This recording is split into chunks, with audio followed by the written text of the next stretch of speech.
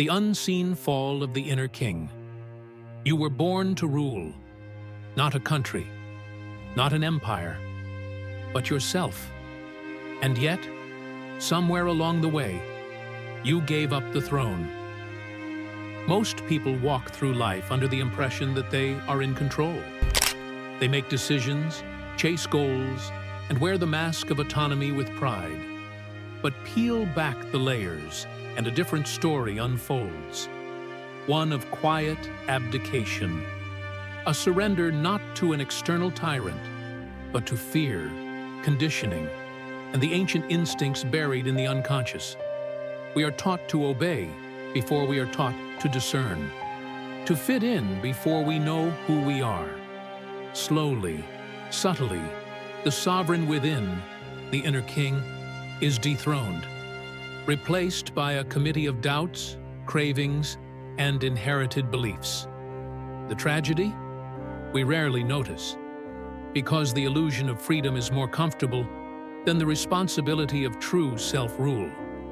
There is an archetype that lives within every person, the inner sovereign, the part of you born to lead your life with clarity, courage, and integrity, not to dominate others, but to master yourself. This king doesn't wear a crown of gold, but one of presence. He doesn't speak loudly, yet his voice is unmistakable when heard, calm, commanding, and clear. And yet, for most, that voice has gone silent. This is not a new fall. It is ancient, quiet, and nearly invisible. But it is also not permanent. The throne remains, waiting for its rightful heir to return. The crown we bury. How the king dies childhood is the kingdom in bloom, untamed, radiant, and sovereign. In those early days, the true self reigns freely. We cry when hurt, laugh without apology, and love without pretense. This is the era of the living king, wild, instinctual, and unashamed. The crown is not earned, but worn naturally, without question. But the world does not welcome rawness. Slowly, the forces of socialization descend. Rules, punishments, expectations. A scraped knee mustn't earn too many tears. Anger must be tamed. Desires must be delayed or denied. The once living king meets fear, rejection, and shame, and so begins his descent. To survive, the king fragments. He learns to wear the mask, smiles in place of fury, obedience instead of desire, perfection to mask insecurity. Each adaptation buries a part of him. This is not death in the literal sense, but a psychological exile. As Carl Jung wrote, the king doesn't die. He is banished, hidden deep in the unconscious, replaced by the persona, the mask crafted to gain approval and avoid pain. The tragedy lies in the subtlety. We do not notice the moment the mask takes the throne. We call it growing up. But beneath the surface, the authentic self, once sovereign, is silenced. We forget the king, yet his absence haunts us. In his place, the mask rules, charming, competent, agreeable. The world applauds, but the soul feels the loss. The kingdom is quieter now. Order replaces wonder. The wild is tamed, the throne occupied by a mimic.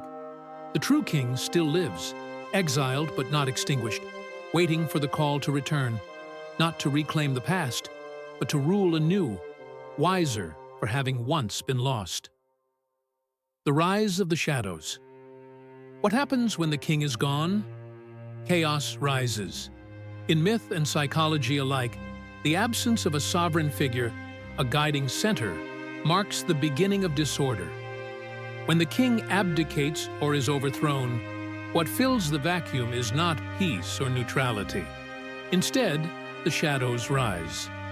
The shadow archetype, as Carl Jung described it, is the hidden or repressed part of the self, the emotions, desires, and instincts we exile because they are inconvenient, shameful, or dangerous. But what is denied doesn't disappear. It waits, it festers, and eventually it rules from the dark. Consider the successful executive, disciplined, driven, and admired. But behind the polished image is someone who cannot connect, cannot love. The shadow has taken the throne, disguising emotional isolation as achievement. Or the people-pleaser, always agreeable, always smiling, until the day they explode in rage. That outburst isn't random. It's a coup from within. The denied anger didn't vanish. It simply waited for its moment. Then there's the artist who never shows their work. A deep inner creativity, born to express something vital, is kept locked away. Fear, shame, or the inner critic, the voices of the shadow, have silenced the muse. These are not failures. They are signs of an inner monarchy left unguarded. When the conscious self abdicates responsibility by avoiding truth, denying pain, or rejecting vulnerability, the unconscious rises to take control. It speaks through symptoms, self-sabotage, compulsions, and fate-like patterns. Jung wrote, "What you do not bring to consciousness appears in your life as fate." This is not poetic metaphor. It is a psychological law. The unacknowledged shadow becomes the author of our lives, writing chapters we do not recognize until it is too late. The rise of the shadows is not the end of the story, but it is a reckoning. Without awareness, we become ruled by what we cannot see.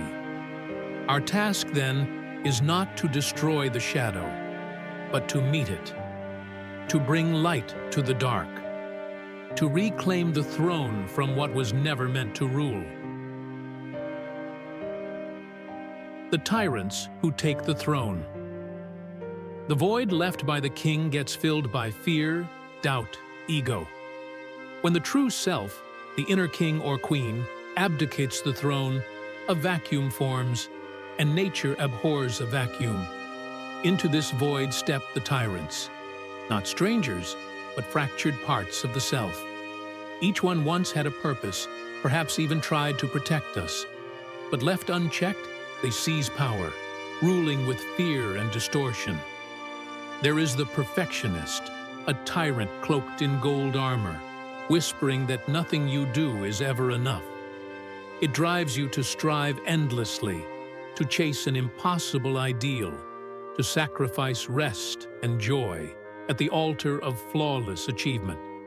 It promises worth through perfection, but delivers only exhaustion. Then comes the inner critic, sharp-tongued and relentless. It scoffs at every ambition, sneers at your vulnerability, and distorts mistakes into evidence of unworthiness.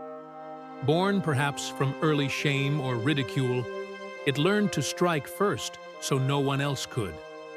Now, it mocks your dreams before they have a chance to grow. The coward hides in the shadows.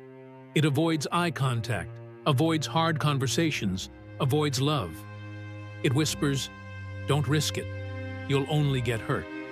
It was forged in heartbreak or betrayal, and though its warnings once kept you safe, now it keeps you alone. Each of these tyrants was once a child, scared, hurt, overwhelmed. In the absence of the sovereign self, they took control, believing they were saving the kingdom. But survival strategies are not meant to rule. They turn the palace into a prison. You begin to live not from freedom, but from defense. Not from vision, but from fear. The life you're living is not truly yours. It's a carefully calculated response to old wounds. And so, the enemy is not external. It's not the boss, the partner, the system. At least, not primarily. The deeper battle is internal. It's between your wounded fragments and the self who dares to return to the throne with compassion, courage, and clarity. To reclaim the throne is not to destroy these inner tyrants, but to integrate them, to hear them, understand them, and lovingly relieve them of their rule. Only then can the true king or queen rise again.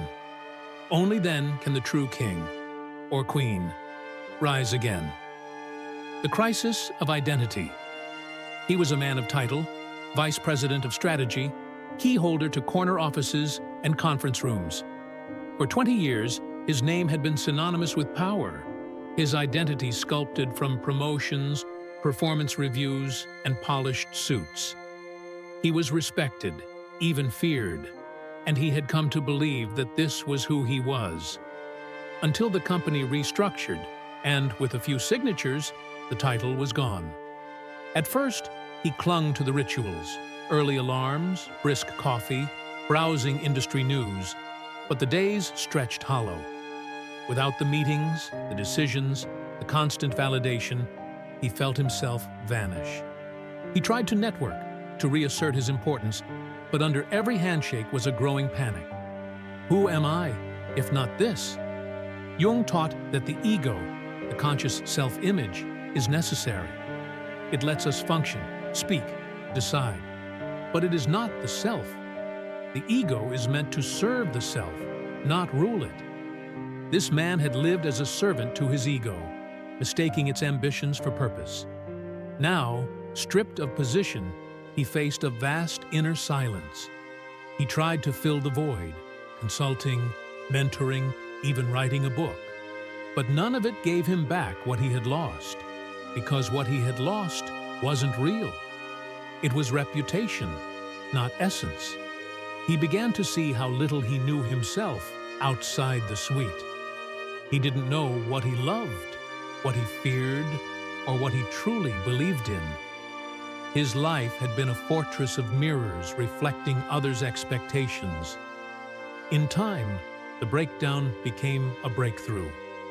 He began to sit with the discomfort, to let go of the need to be someone in the eyes of others.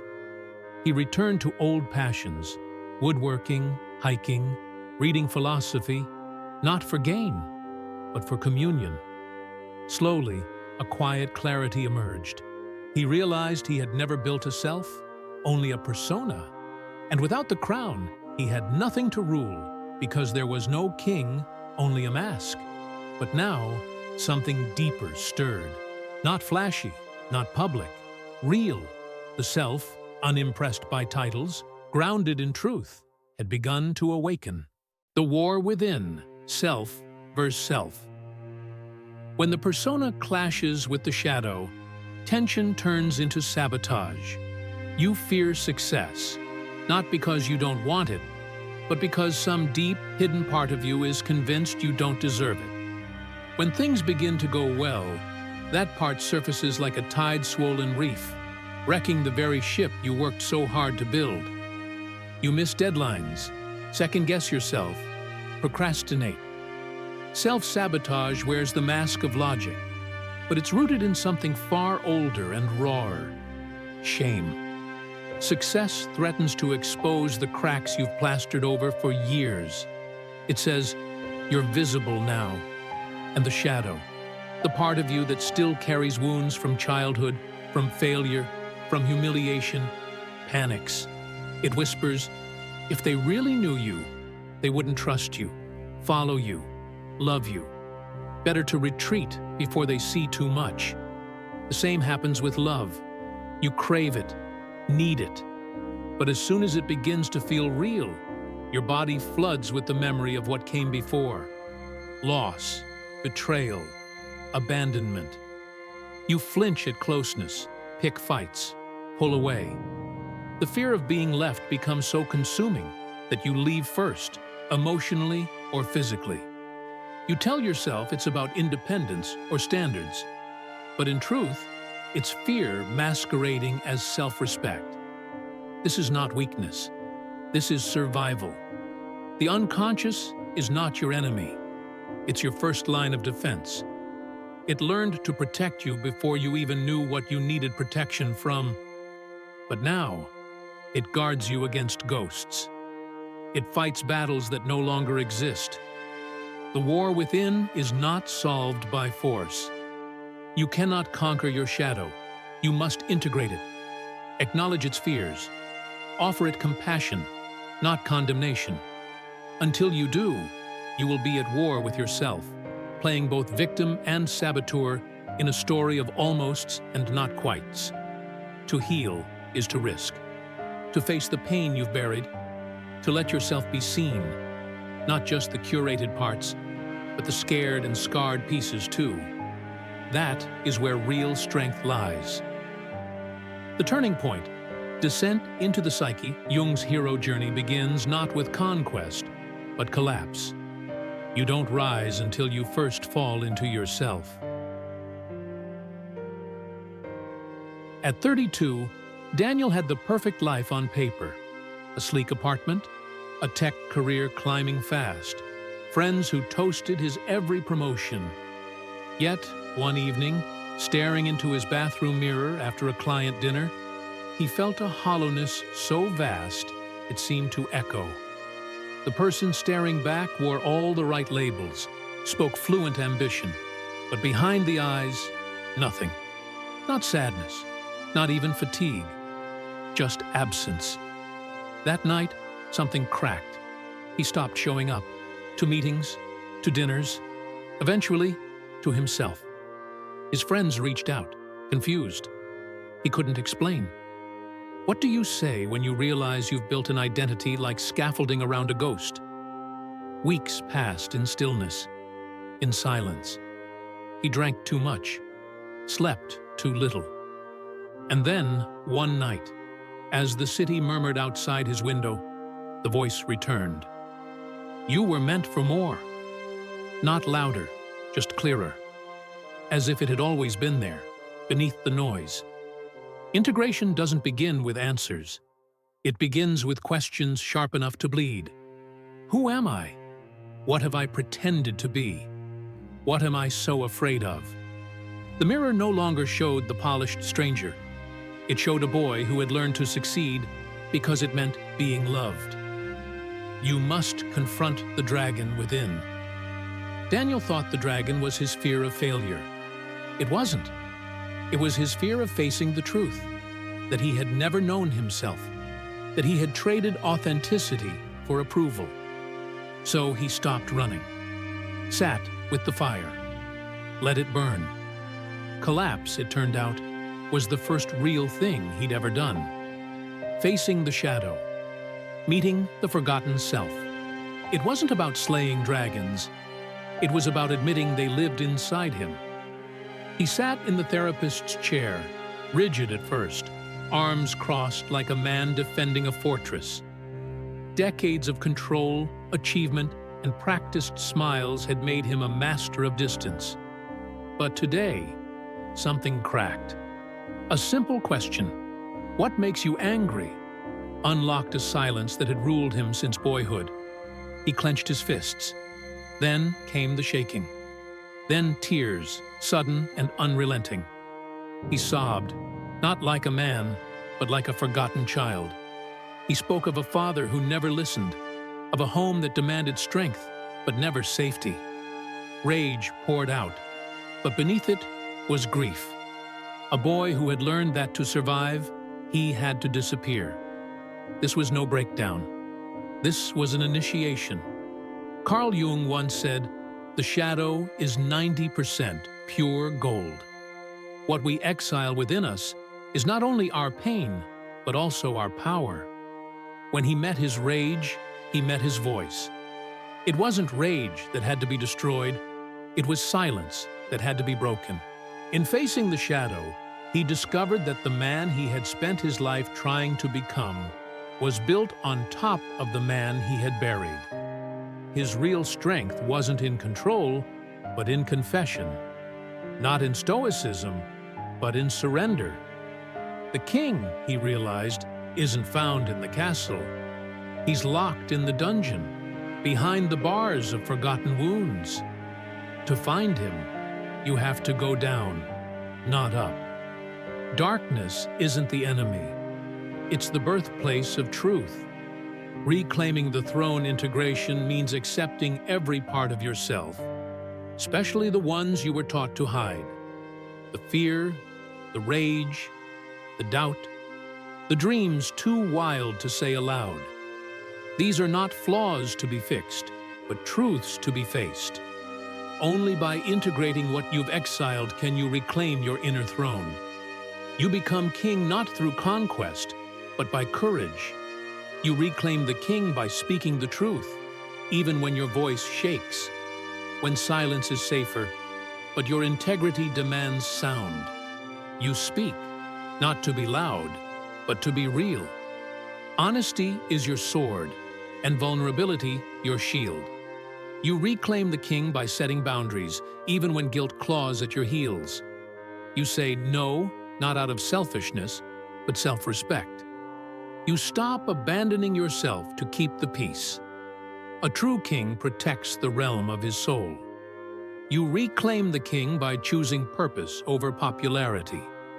You step away from applause to walk a lonelier road, the one aligned with your mission. You stop performing and start leading. To be king is not to dominate others, it is to govern yourself, to stand firm in your values when no one is watching, to carry responsibility without resentment, to let love, not ego, be the power behind your rule. This is not about perfection, it's about wholeness. The throne you reclaim is not made of gold, but of grit. It sits in the heart of your being, waiting not for someone else to crown you, but for you to remember who you are. When you rise, fully integrated, fully honest, fully sovereign, you don't just reclaim the king, you become the kingdom. Final reckoning. Will you rise?